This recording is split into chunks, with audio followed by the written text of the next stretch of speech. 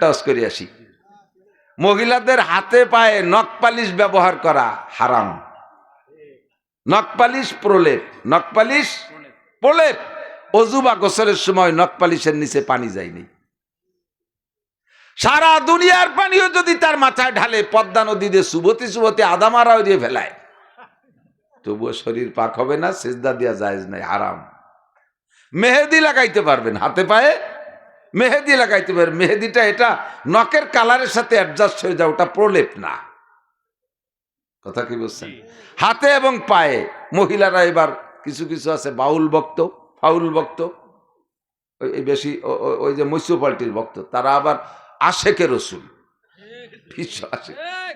এক বিশ্ব আশেকে রসুলের সাথে আমি হাঁটতেছি রাস্তায় দিয়ে, এই নিয়ে দরবার হতে হতে এর মধ্যে দেই যে ছাগল একটা বান্ধে থিয়ে গেছে, ওই পাশে খুঁটো গাড়িয়ে বান্ধেছে। ও ছাগল ওই পাশের ঘাস খাইয়ে, খুঁটো তো ওই ধারে গাড়া রয়েছে, রাস্তার পাশে রশি টাটাইয়ে ওই পাশে যে ঘাস খাচ্ছে। এমন বিশ্ব আশেকে রসুল আর আমি একসাথে যাচ্ছি। আমি তো ছাগলের দড়ি ডিঙ্গে ভেসে চলে গেছি। ও করছে কি, আমার হাতে তো ছুটি, ওই দায়িত্বের নিচে দিয়ে ছাগলের ওই দায়িত্বে গুড়িয়ে ওই পাশে আইসে উঠছে রাস্তা। আমি কি এলে কয় যে এই তো পার্থক্য তো এইখানে হুজুর, আপনারা ওহাবি আর আমরা সুন্নি কি খালি খালি? আল্লাহ রসুলের মোহাব্বত অন্তরে নাই। কি মোহাব্বত দেয়ালি তুই? এই ছাগলের রশি আমার নবী কাঁধে করে ছাগলের রাখালি করছে, আর আজকে সেই ছাগলের রশি আপনি ডিঙ্গেলেন, আর আপনি রসুলের উম্মত। তোর তো বিশাল মোহাব্বত রসুলের পর। রসুলের পর এত মোহাব্বত, তুই দাড়ি রাখিস নে কে? দাড়ি কয়টা কাটিস কে? নবী কইছে কচ্ছ সারে বাবা পড়লো বুখারী শরীফের হাদিস, মোসা ছোট করো দাড়িরে বড় করো, দাড়ি কাটিস কে? কয় যে হা, বুঝলেন না? যেই দাড়ি আল্লাহর নবীর মুখে ছিল, সেই দাড়ি আমার মুখে শোভা পায়? ইন্টারন্যাশনাল দাতাল না, খবিস কোথাকার। কয়ে ফেলতাম শক্ত একটা, তা অনেক মোহাম্মতের মানুষ রয়েছে দাঁড়িয়ে নাই, তাকে এই জন্য কলাম না, ধরে নেন কলাম না আর কি, বাহিওটা রাখলাম না। তো নবী আলাইহিসসালাম আশেকে রসুল মহিলা, নবী আলাইহিসসালাম মাথায় চুলে আর দাড়িতে মেহেদি লাগাইতেন। সেই মেহেদি আমি ওনার পায়ে লাগাতে করলাম কে, এই বলে আমার ফোনই দিয়েছে এক মাহফিলের পরে। হুজুর এইটা কি ঠিক বলেছেন? হুজুর দাড়িতে চুলে আর দাড়িতে মেহেদি লাগাইতেন, আমরা হাতে লাগাই, তাও বাম হাতে লাগাতে বলেন কে? এক হাতে লাগাতে বলেন, পায়ে তো লাগাবেই না। নবী মাথায় নিয়েছেন দাড়ি, দাড়িতে লাগাইছেন মেহেদি। তা আমি বললাম যে আপনার এসকো মোহাব্বত ভালো, সব ঠিক আছে, তবে নবী আলাইহিসসালামের মাথায় আর দাড়িতে, চুলে আর দাড়িতে মেহেদি লাগানোর কারণে যদি আপনি পায়ে আর বাম হাতে লাগাইতে না চান, নবী পাক সাল্লাল্লাহু আলাইহি সাল্লাম চুলে দাড়িতে খুব তেল মাখাইতেন খুব, চুলে দাড়িতে খুব এমন তেল মাথায় মাখাইতেন যে একটা পাগড়ি ভিজে যাইতো, উপরে আরেকটা পাগড়ি বাঁধতেন, তাও ভিজে যেত, এত তেল নিতেন হুজুর। তো চুলে দাড়িতে তেল নিতেন, সেই তেল কি আপনি খালি কি চুল দাড়ি পর্যন্ত শেষ করেন নাকি অন্য অন্য জায়গাও মাহান? উপর উঁচু পাড়া, নিচে পাড়া, উপর পাড়া, সব পাড়াই তো মাহাতি তালে তাই, পাত তাইলেও তেল ঘষেন, ফাঁসায় তো মাহানি আলাদা করিয়ে। তো নবী চুল দাড়িতে মেহেদি লাগাইতো বিধায় আপনি পায়ে আর বাম হাতে নেবেন না, নবী চুল দাড়িতে তেল মাখাইতেন, সে তেল আপনি অদ্দুর মাহান কে? কয় হুজুর আপনাকে সাথে পারবো না। পারাপারির দরকার নেই, যেটা অনুমতি আছে সেইটা করো। মহিলাদের সাজে রং হবে, গ্রান হবে না, সাজে রং হবে, গ্রান হবে না, প্রলেপ হবে না, প্রলেপের নিচে পানি যায় না। কাজেই মহিলারা, যেই মহিলা হাতে পায়ে এই নেল পালিশ, নখ পালিশ লাগাইছেন, আজকে যাইয়া কোদাল দিয়ে চাইছে সাফ করিয়ে পরিষ্কার করবেন, নইলে কিন্তু অজু গোসল হবে না। এক। দুই নম্বর হলো এর সাথে আদু দিয়ে মশালা কয়ে যাই, আরে এর একটা মশালা বস্তা করে নেই, অস্ত জীবন বের করছে, আরো আল্লাহ মশালি করবো, এলাকার সাথে পিএজ আছে, সম্পর্ক আছে আল্লাহর রহমতে। এদিক দেখেন, মহিলারা রুটি বানায়, আগে রুটি খাইতো গরিবরা, বড় লোকরা ভাত খাইতো, মনে আছে নাকি? আল্লাহ সবই চোখে আঙ্গুল দিয়ে দেখায় পাল্টাই দিছে। এখন রুটি খায় বড় লোক, গরিব মানুষ ভাত খায়। আমাকে অনেক ফইর আছে, বিক্রি করে চাউল কালেকশন হয়ে এনে দোকানে বেশি ফেলায়। আমি কইলাম যে চাচা আপনি কি খান, ভাত খান না, চাইল বেশি ফেলান কে? ভাতই খাই, কিন্তু এই যে চাইল কালেকশন করি, মনে 12 ভেজালি চাইল খাওয়া যায় না, ফইর 12 ভেজালি চাইল। চাউল খাইতে পারে না বেশি, আপনি কি খান? আমি আমি ই খাই, পাইজ আমি বেশি খাই। তো ধনী মানুষে এখন রুটি খায়, প্রায় ধনী মানুষের তো ডায়াবেটিস হয়ে গেছে। রুটি বাড়িতে মহিলারা রুটি বানান, আটা সেনেন, আটা সেনার পরে নখের মধ্যে আটা ঢুকে যায়। রুটি বানাইতে বানাইতে আগুনের তাপে ওই নখের ভিতরের কাঁচা আটা শুকোইয়ে টাইট হয়ে যায়। ওইটাকে ভালো করে খিলাল করে পরিষ্কার করে যদি আপনি নখরে সাফ না করেন, তাহলে ওই আটা শুকোই ভিতরে যে টাইট হয়ে যায়, শুকনো আটার তলে আর অজুর পানি যায় না, গোসলের পানি যায় না। আপনি এরপরে অজু বানাইয়া নামাজ পড়বেন, আপনার নামাজ হবে না। নখের ভিতরে ওখানেও পানি পৌঁছানো ফরজ। মহিলাদের গোসল ফরজ। ফরজ গোসলের সময় নাকের ফুলকে নাড়াচাড়া দিয়ে ভিতরে পানি ঢুকানো, কানের দুলকে নাড়াচাড়া দিয়ে ভিতরে পানি ঢুকানো ফরজ। আংটি টাইট থাকলে নাড়াচাড়া দিয়ে তার ভিতরে পানি পৌঁছানো ফরজ। ফরজ গোসলের সময় নর্মালি অজুর সময় যে কয়টা অঙ্গ লাগে সে কয়টা অঙ্গকে এইভাবে সুন্দর করে অজু বানাইতে হবে। আমরা যারা পানীয় পাল্টি, পান খাই, যারা পান পাল্টি আছে না, পানীয়রা এই চুন এরকম কুড়াইয়ে নেই, আঙ্গুল দিয়ে কুড়াইয়ে নিতে গেলে নখের ভিতরে চুন ঢুয়ে গেছে, খাতি খাতি ওই যে ভিতরে যে আটকে গেছে ওই চুন কিছুক্ষণ পর শুকিয়ে গেছে, ওটার আর খেয়াল করেন নাই, সুন্দর করে অজু বানাইছেন, ওই নখের ওই চুনির তলে পানি যায় নেই, আপনার অজু হয়নি, নামাজ বাতিল। এই মশলাটা শুনে আজকে থেকে আমল করবেন, সাথে সাথে নখরে পরিষ্কার করে ফেলবেন, চুন কাঁচা থাকতে থাকতে দিয়ে পরিষ্কার রাখবেন, নইলে আপনার এই মায়ের খাইছেন যতদিন অতদিন নামাজ হয় নাই। আজকে যে মশলাটা শিখলেন পবিত্রতার জন্য, এর দাম 60,000 বছর নফল নামাজ ও রোজার চাইতে বেশি।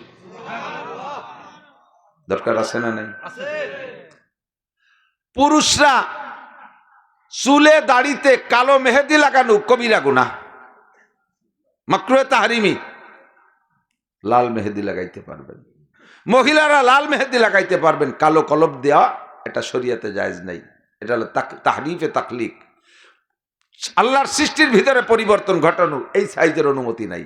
আল্লাহ পাকায় দিয়েছে, নবী যে সিস্টেমে ব্যবহার করছেন, লাল মেহেদি লাগায় লাল করতে পারবেন। যদি কোনো মসজিদের ইমাম সাহেব কালো মেহেদি লাগায়, তাহলে ইমামের পিছনে নামাজ পড়া মাকরুহে তাহরিমি। যদি কোনো মসজিদের ইমাম সাহেব দাড়ি খাটো করে, এক মুঠের আগে কাইটে খাটো করে ফেলে, ওই ইমামের পিছনে নামাজ পড়া মাকরুহে তাহরিমি। কোন ইমাম বলেন নামাজকে আবার দোহরায় পড়াও লাগতে পারে। কত বড় কঠিন মাসালা।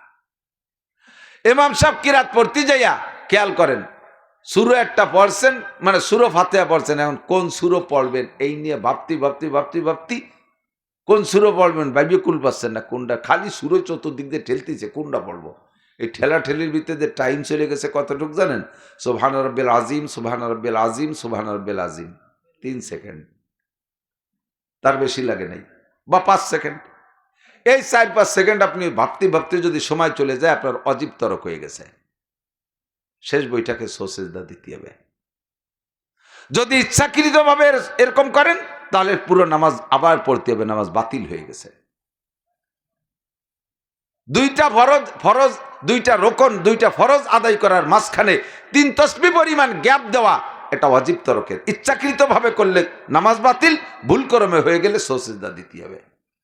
ইমাম সাহেবের শেষ বইটাকে এই মশালাটা কয়ে চলে যাচ্ছি, কষ্ট নিয়েন না।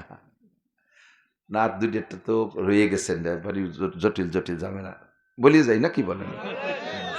অজের দিকে যাবে একটু বলে।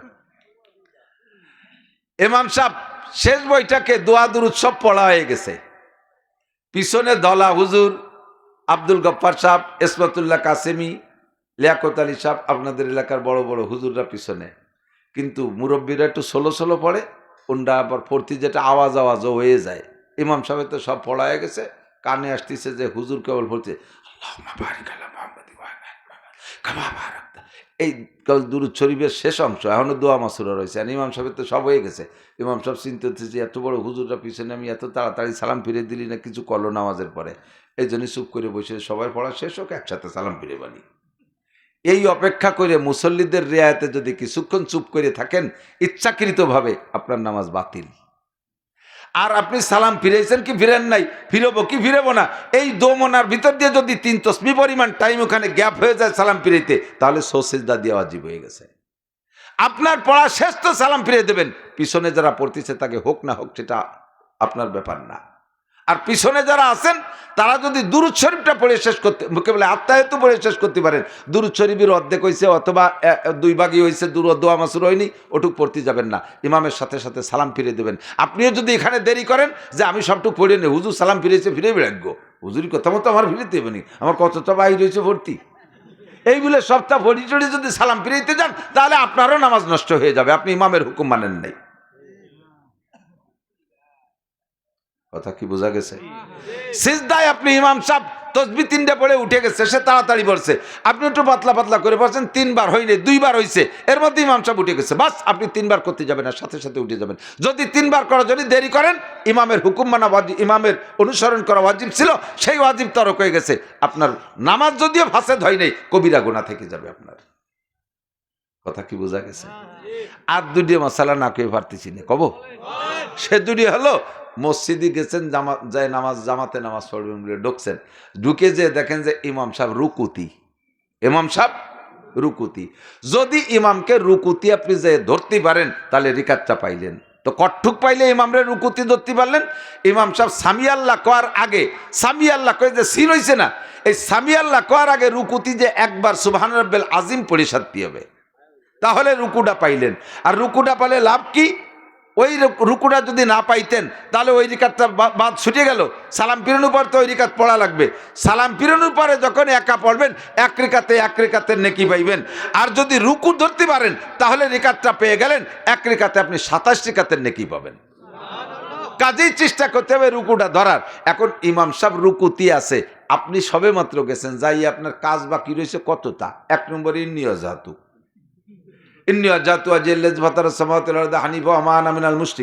কত সময়, এরপরে নাওয়াইতুয়া বাহির হয়েছে, পাবলিক এবার নাওয়াইতুর বাড়ি ভক্ত, আমি জীবনও নাওয়াইতু ভরি নে, সাথে এসে গেল আর একটা না একেবারে নে, জানাজা দাঁড়ায় সামনে নিয়ে মুসল্লি সব কাতার দিয়ে দাঁড়ানো, ইমাম সাহেব বলেন যারা আরবিতে জানাজার নিয়ত পারেন তারা আরবিতে করেন, যারা আরবিতে না পারেন তারা বাংলায় শুনে নেন। এই নিয়ত মুহি কর কিছু না, মাইয়াত এখন উপস্থিত সামনে আইসি আমরা জানাজার নামাজ পড়তি, তাকে এখন জানাজা পড়বো না জোহরের নামাজ? বেলা 10টার সময় একটা টাইমই করে দেই, বেলা 10টার সময় জানাজা সামনে, আমরা জানাজা পড়তে দাঁড়াইছি, এই সময় কি জোহরের নামাজ পড়তে আইছি না জানাজা? জোহর আসর পড়তে আইছি না জানাজা? তা জানাজার নিয়ত করিতেছে, তিয়ানার মুহি কর কি আছে? এই কোন নামাজের নিয়ত মুখে বলার কিচ্ছুই না, কিন্তু পাবলিকে নাওয়াইতুর ভক্ত ইন্নিয়াজাতু ভরছে, তারপরে নাওয়াইতু শুরু হচ্ছে, নাওয়াইতু সাল্লাল্লাহু তাআলা সালাসা রাকাতি সালাতিল কি কয় সালাতিল মাগরিবে ফরজুল্লাহ তাআলা মুতাওয়াজ্জিহান ইলা জিহাতিল কাবাতি শরীফাতি ইক্তাদাতু বেজাইল ইমাম আল্লাহু আকবার, এই কতি এরবারে যাই এবার সানা সুবহানাকা, এই 3 পদ পড়তে থাকলেন। ইমাম সাহেব কি ওখানে থাকবে যে কাকা আমি আসি তুমি আস্তে আস্তে আসো, থাকবে নাকি? ইমাম তো 3 বার করে উঠে চলে যাবে, আর আপনি এতটা ভর্তি যে সবগুলো মুস্তাহাব, বা কোনোটা সুন্নত কোনোটা মুস্তাহাব, আর রুকুটা ধরতে পারলে এত বড় নাকি, কাজে আপনার ইন্নিয়াজাতও পড়বেন না, নাওয়াইতুও পড়বেন না, সানা সুবহানাকাও পড়বেন না, 2টা তাকবীর দেবেন, দ্রুত 2টা তাকবীর, একটা তাকবীরে তাহরিমা আল্লাহু আকবার, আর একটা রুকুর তাকবীর, 2টা তাকবীর দিয়ে যে রুকুতি অ্যাটেন্ড করবেন, রিকাতটা পেয়ে গেলেন, এক রিকাতের দাম 27 রিকাত, বলেন সুবহানাল্লাহ। জরুরি কি না? জরুরি না? ইমাম সাহেবরে আপনি সিজদায় পাইছেন, সিজদায় শরীক হয়ে যাবেন, কিন্তু রিকাত পান নাই, সিজদায় পালে রিকাত হবে না, রুকু ধরতে হবে, আর রুকু ধরার পরিমাণ তো বুঝাই দিলাম, ঠিক আছে না? মাগরিবের 3 রিকাত ফরজ নামাজ অ্যাক্সিডেন্ট করে অনেকে, আমি না খেয়ে ভাবতেছি না, এই জ্বালায় পড়ে গেছি, এটা আসা শুরু হয়ে গেছে, তা কি করবো, কিন্তু ঝামেলা তো, এই অভাব তো আছে অনেকের মধ্যে, আছে না নাই? এই অভাব আছে না নাই? মাগরিবের ফরজ নামাজ 3 রিকাতের 1 রিকাত পাইছেন, কয় রিকাত? 1 রিকাত, 1 রিকাত পাইছেন, 2 রিকাত পান নাই। ইমাম সাহেব সালাম ফিরে দিয়েছে, শেষ বৈঠক ইমাম সাহেব 1 রিকাত পাইছেন, যেহেতু শেষ বৈঠক পাইছেন, ইমাম সাহেব সালাম ফিরানোর পরে উঠে আপনার আর 2 রিকাত পড়তে হবে। এই 2 রিকাত পড়তে যাইয়া অনেকে কিতাবাদিও জানে না, হুজুরকে কাছে শুনবে না, নিজের বুঝ মতে আমল করে, শেষের 2 রিকাত পর 2 রিকাত পড়ে শেষ বৈঠক করে দেয়। নিয়ম হলো যদি শেষ রিকাত 1 রিকাত পান তাহলে সালাম ফিরানোর পরে উঠে দাঁড়াইয়া প্রত্যেক রিকাতে বসতে হবে।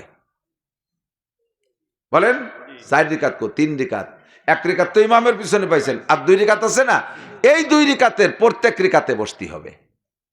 হইছে? সহজ হইছে? বাস। আর একটা জায়গায় একটা কঠিন পেঁচ থাইয়ে যায় আপনাদের, সেটা হলো 4 রিকাত আলা ফরজ নামাজে ইমামের পিছনে 1 রিকাত পাইছেন, কয় রিকাত? 1 রিকাত। ইমামের পিছনে 1 রিকাত পাওয়ার পরে সালাম ফিরানোর পরে উঠে দাঁড়াই গেছেন, এখন 3 রিকাত পড়বেন কোন সিস্টেমে?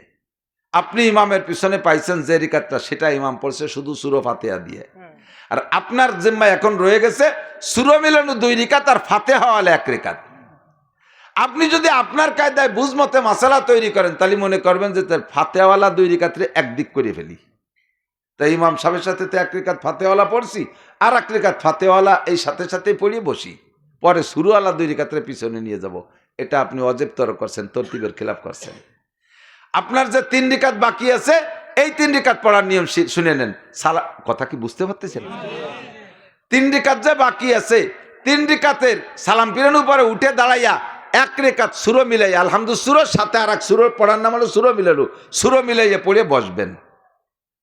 আত্তাহিয়াতু পড়ে উঠে যাবেন। এবার 2 রিকাত রইছে, এই 2 রিকাতের প্রথম রিকাত সূরা মিলাইয়া, শেষ রিকাত শুধু ফাতিহা দিয়ে। ঠিক আছে? ঠিক আছে? অনেকে জানতেন না, এরকম লোক আছেন না নাই? অনেকে জানতেন না, নিয়ম আছেন না নাই? তাদের জন্য 60 বছর নফল নামাজ না, 60,000 বছর নফল নামাজ রোজার চাইতে দামি। আমার বিশ্বাস আজকে এতটুকু পর্যন্ত যে ওয়াজ করছি, সারা জিন্দেগির অনেক ওয়াজের চেয়ে দামি ওয়াজ করছি আমি। আর একটা কথা না শিখিয়ে দিয়ে পারতেছি না, অনেকে আছে আজান পাবলিকরা আজান একামত দিয়ার খুব ভক্ত, জীবনেও কারো কাছ থেকে মস্ক করবে না, অথচ ওই যে বাপ চাচা দাদার কাছ থেকে যা শিখছে ওই ভাষা তাই দিয়ে আজান দেবে। আজানটারে শুদ্ধ করে দিতে পারলে দিয়েন, না পারলে আপনি দিয়েন না। ইমাম সাহেব আজানও দেবে, ইমাম সাহেব একামতও দেবে, ইমাম সাহেব নামাজও পড়াবে। যে একামত দেবে সে নামাজও পড়াইতে পারবে, দোষ নেই। যদি শুদ্ধ একামত দেনেওয়ালা কেউ না থাকে, তোমার তা খালি কমিয়ে যাচ্ছে, শোনা এই মাইক আবারও কমিয়ে যাচ্ছে বেশিক্ষণ। আমরা এই যে 8-6 মাস ধরে ওয়াজ করতে জানি কি আমার বল শক্তি আছে কিছু? এই মাইকের বলে একটু কই, তা যদি ভিউজ হয়ে যায় সে ব্যাটারি স্লো হয়ে যাবেন।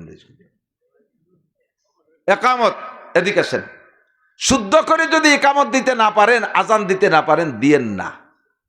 আমার বাড়িটা আমার ইউনিয়নটার মাঝখানে একটা মাঠ আছে গোল, ওই মাঠের চতুর্পাশ দিয়ে 11টা গ্রাম, 11 গ্রামের ইউনিয়ন, ছোট ছোট গ্রাম আছে, সাথে সাথে শাখা প্রশাখা। তো একা করতে আমি 16-17টা আজান শুনি, 16-17টা আজান শোনা যায় একা করতে। আপনারাও শোনেন না? চতুর্দিকে মাইকে গেছে, শুনেন তো। এই 16-17টা আজান কি 16-17টা আজান একরকম না 16-17 রকম শোনা যায়? 17টা আজান 17 রকম। আজান কি 17 রকম না একরকম? এই একরকম না হয়ে 17 রকম হলো কেন? পাবলিকরা মূর্খ অশিক্ষিত, কোনোদিন এই মস্ক না করিয়া এই আজান দ্বিতীয় বেতায় দিয়ে দিচ্ছে। হ্যাঁ, ধুমসা পাগল। আবার আজান দিতেন যদি না দেওয়া হয়, রাগের ঠেলায় মসজিদই আসে না। আজ 30টা বছর আজান দিচ্ছি বিনি পয়সায়, এখন হুজুরের বেটা হুজুর এসে খাড়া হয়ে গেছে, ও দিয়ে বেড়াও কে তোমাকে আজান। এই কেউ বেক্সি বেরিয়ে বার হয়ে যায়। মিয়া যদি শুদ্ধ কেউ আসে আপনি ছাড়িয়ে দেন। ইমামে আবু হানিফা রহমাতুল্লাহ আলাইহি বলেন, আমি যে মাসালাগুলো তোমাদের কাছে রেখে গেলাম, এই মাসালার এগেনস্টে যদি তোমরা এর চাইতে সহি হাদিস পাও, তাহলে আমার মাসালাটা ডাস্টবিনে ছুড়ে দিয়ে তোমরা সেই মাসালাটার পর আমল করো। এত বড় ইমাম হয়ে এইভাবে সারেন্ডার করলেন, আর আপনি জীবন ভরে ভুল আজান একামত দিয়ে যান। খেড়ের বেলার ওই বাজে যে গলার মধ্যে আঙ্গুল ডইতে বমি হচ্ছে, তাকের বাইরে নাকি? ও যুবক, হারামে তাৎক্ষণিক একটু মজা আছে, কিন্তু পরে সাজা আছে, খুঁজে দেখো। আর একটা কথাই বলে যাই, রাস্তায় পড়া জিনিস, এ তো একটার সাথে একটা এসে গেল, রাস্তায় পড়া জিনিস কখনো খাবেন না, নেবেন না, ধরবেনই না, আপনার না। বহুত বুড়ো বুড়ো মানুষও পাইলে এমনি 5-10 টাকা ফেলানো থাকলি ডাক দেয়, কার টাকা পড়ছে দেখো, যদি 1000টার নোট দেয় দই দিই, এই কেবল নামাজ ছড়ি বাড়িছে, এদিক ওদিক তাকাইয়ে ধরে পকেটে ঢুয়ানো সারা 1000 টাকায় 10,000 টাকা নিয়ে বার হয়ে যাবে। রোগে খাবে, শোকে খাবে, মামলায় খাবে, ক্ষেতের থেকে আল্লাহ বৃষ্টি দিয়ে পিএস পচাই দিয়ে হইতে আদায় করে নেবে, সাঙ্গে রাখা পিএস পচাই দিয়ে আদায় করে নেবে। কোন জায়গায় 10,000 1000 খাইছে হিসেব করে দেখো, তলে আদ্যে দেখো। মহিলারা বাচ্চা কাচ্চা পোলা পান রাস্তাঘাটে কিছু পায়, বড়ই পায়, আম পায়, যা পায় নিয়ে মার কাছে দেয়, মা নিজেও একটু খায়, ওগো একটু খায়, এই করে এই ছেলে মেয়েগুলো নিয়ে হাত নষ্ট করতেছেন। আজকে সে বড়ই আনবে, আপনি রিসিভ করছেন, কালকে সে আম আনবে, রিসিভ করলেন, পরের দিন আর একজনের কাছে পেঁপে বাড়িয়ে নিয়ে আসবে, রিসিভ করছেন। ও চিন্তা হচ্ছে জানি তোমার মা তো খুশিই থাকে, মাও খায় আমারও দেয়, তাহলে এটাও আর নাই না। পরের দিন যে পরের কাছে নারকেল বাড়ি আনবে, সেটাও খাইছেন, বাস ওর হাত বাড়িয়ে গেছে। এরপরে পরের মুরগি চুরিয়ে নিয়েছে, খাইছেন, হাত বাড়িয়ে গেছে। পরে ছাগলেরটা চুরিয়ে নিয়েছে, সেটাও খাইছেন বেশি কিনে, ও চোরা শুরু হয়ে গেছে। এরপরে পরের গরু চুরিয়ে নিয়ে এসে ধরা খাইছে। এবার আমের সাথে সালাও যাবে, গুড় সাথে নুড়ুও যাবে, গুষ্টি শুদ্ধ ধরে জেলে ডুয়ে দেবে। একদিন যা খাইছে বাইরেও কোন কোন জায়গায় দিয়ে ঢুকছে। ততক্ষণ ছেলে মেয়ের এই স্বভাব করবেন না। কিছু আনলে এই করতে ক্যান্সে সে কেড়ে ফেলা। আমার একটু একটা মাইয়ে 3 বছর 2 বছর হয়েছে বয়স, 3 বছর এখন না, আরে এখন তো 10 বছর হয়েছে। সেই 3 বছরের সময় কথা, এই 3 বছরের মাইয়ে আমার বাড়ির পাশে আমার চাচতো ভাইয়ের কাছে আম রাস্তায় পড়ছে, পাকা একটু বা আম, ও আমরা কেউ নাই, ও বাড়িতে বেরোয় আম পাইছে, আমটা নিয়ে ওর কাকিরে দিতে গেছে, কাকি এটা আপনাদের গাছের আম। অটুক মানুষ যদি একটা আম নিয়ে দেয়, তা কি মহিলারা রাখেনি? আমার তুমি নিয়ে যাও, তুমি নিয়ে, কারণ আমার কাছে অনেক আম আছে, এটা আপনার গাছের। উনি রাখবে না আর ও আনবে না, উঠোনে ফেলাই দিয়ে চলে এসে। ও জানে যে এটা বাড়ি নিলি পর আম্মু রিসিভ করবে না। লাখ টাকা ফতে ফেলালিয়ে পাইলো, ইনশাল্লাহ আমার ছেলে মেয়ে ধরতো না। ট্রেনিং করান, এটা ট্রেনিং করান। এইগুলো খাবেন কেন খাবেন বলি না কিসা। আমাকে ফুকরোতে যাওয়ার সময় তারাই ফুকরো পড়াই, সে সময় বিশ্বরোডকে বলেছে একেবারে তেল তেলে 2-3 দিন পানি ঢেলে দিয়েছে। ভ্যানে উঠছি, ভ্যান আলা ওই 4-5 বছর তো ভাঙ্গাচুরা ছিল, এমন চালাচ্ছে নতুন রাস্তা, এটা আস্তে চালা, কতদিন 5টা বছর চালাতে পারি নিয়ে, একটু চালাতে দেন, কাজা কাফারা আদায় নেই চালাবে। আল্লাহ, আমি কই যদি ব্রেক করা লাগে 3-4 কিলো হাসপাতাল পর্যন্ত কিচ্ছু নেই, একটা মাসিও নাই রাস্তা, ব্রেক করবো কে? এ বলছি না বলছি ব্রেক করে ফেলেছি, এমন হার্ড ব্রেক দাঁড়াই গেছে। লাইফ দিয়ে নামে পিছনে যে রাস্তার পাশে সৌমারি কি যেন দৌড়ে পকেটে থুয়ে এবার ভ্যান ঠেলে চলে না। আমি চালা, আরে হুজুর হবে না আজকে, দাঁড়ান আপনার আর একখান ভ্যান ঠিক করে দিচ্ছে না, তোর কানে যাবো চালা। এই মরণে ব্রেক করলে কি হয়েছে? ব্রেক ভাঙ্গে চাকার মধ্যে ঢুয়ে গেছে। এই ব্রেকটা করলি কে? দৌড়ই নামলি, যে দৌড়লি, কি দৌড়লি? না হুজুর শোনার দরকার নেই। এই যে 10টা টাকা ফেলানো, চিন্তালাম কেউ না কেউ তো নিবি নেই, এই ছাতা আনতি যে আমার 300 টাকা যাবে আজকে। ঢুকছে 10 টাকা বেড়ে গেছে, হাসি উড়োই দিয়ে না, পিছনে আজকে দেখেন জীবনে যত অর্থনৈতিক দণ্ডি আপনার গেছে খুঁজে দেখেন, তলে আজকে দেখেন কোনো না কোন মাইর আছে আপনার। কেন আমার হালাল টাকা এ জায়গা যাবে, আমার হালাল টাকা ওখানে যাবে না, আমার হালাল টাকা কেউ মার দিতে পারবে না। নিশ্চয় আপনি কোনো জায়গায় 1 টাকা খাইছেন, এই জন্য 100 টাকা চলে গেল। কে 1000 খাইছেন, চলে গেল। এই যে দেশের নেতারা জন্মের খাইছে, এখন খাও। আরো কতজন খাইয়ে যাইয়া পলাই টলাই ঘুরিয়ে গেড়িয়ে আইসো, চিন্তিত বাকি নাই, কোন চাষি বা কম, সিন্ধি খাওয়ার জম। সব দলে আছে, কতক্ষণ আছে না নাই? এক দলরে খালি পাইকারি ধরে গালি দিয়ে লাভ নাই, চিনি সবাই। সাবধান, হারাম খাবা এই উগ্রাণু লাগবে, যে পরিমাণ খাবা। মানুষে এত কটা ভাত খায় পেটের মধ্যে মোর দিয়ে বমি অলিভারা তার চেয়ে 3 গুণ বেরিয়ে হয়। কতক্ষণ যা খায় তার চেয়ে বেশি বেরোয় কিনা, তার চেয়ে বেশি বেরোয় যায়, আগের খাওয়াতেও সাথে সাথে বেরোয় চলে যায়। এজন্য হালাল খাবো, হারাম পরিহার করবো। রাজি আছেন তো? কি যেন কইতে কইতে দূরে সরে চলে আসছি। ইত্তাকিল মাহারিমা তাকুন আবাদান নাস। যত হারাম আছে ছেড়ে দাও, তাহলে তুমি সবচাইতে বড় ধনী হতে পারবা। এক একটা মাসআলার দাম 60 বছর নফল নামাজ ও রোজার চাইতে বেশি। মাজলিসু ফিকিন খায়রুম মিন ইবাদাতি 60 সানা। আমাকে আপনাকে আল্লাহ পাক স্বাধীনতা দিয়েছে, দেশে কি দেয় নাই? ওই হেনতে চলে আসছি। যে অন্যায় করবা তাৎক্ষণিকভাবে আল্লাহ অ্যারেস্ট করে না, আল্লাহ সুযোগ দেয়। ফামাকিলিল কাফিরিনা আমহিলহুম রুয়াইদা। ছেড়ে দাও, সুযোগ দাও, কত উপরে উঠতে পারে উঠুক।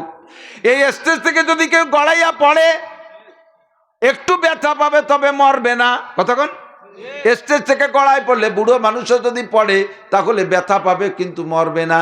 200 হাত উপরে নিয়ে যদি ছেড়ে দেয়, মেরে দেয় নিচের দিক, তাহলে মোর থেকে নিচে পর্যন্ত আসা লাগবে। 200 হাত উপরে যদি ছাড়িয়ে দেয়, মেরিয়ে দেয়, আছাড় দেয়, তাহলে আর্ধেক পথে মরে যাবে, বাহিটুক পড়বে ভাও। যত উপরে উঠানো যায় আষাঢ়ে তত জোর বেশি হয়। ও যুবক, বিড়ি খাও, সিগারেট খাও, গাঁজা খাও, এবা খাও, ফেন্সিডিল খাও, হিরোইন খাও, আরো যা যা খাও, ডেলি ডেলি প্রমোশন করতেছ খাওয়ার ভিতরে, আল্লাহ পাক শুরু থেকে তোমারে গলা চিপে ধরে নাই, মুখ ধরে বসে নাই, তোমাকে উঠতে সুযোগ দিয়েছে, দেখি কত উপরে ওঠো। মাঝপথে তওবা করে ফিরে আসো, বাজা বাজা হারাতে হাস্তি বাজা, যে জায়গা আছো ওখান থেকে ফিরে আসো বান্দা, তোমার ওইটুকু আমি মাফ করে দেব।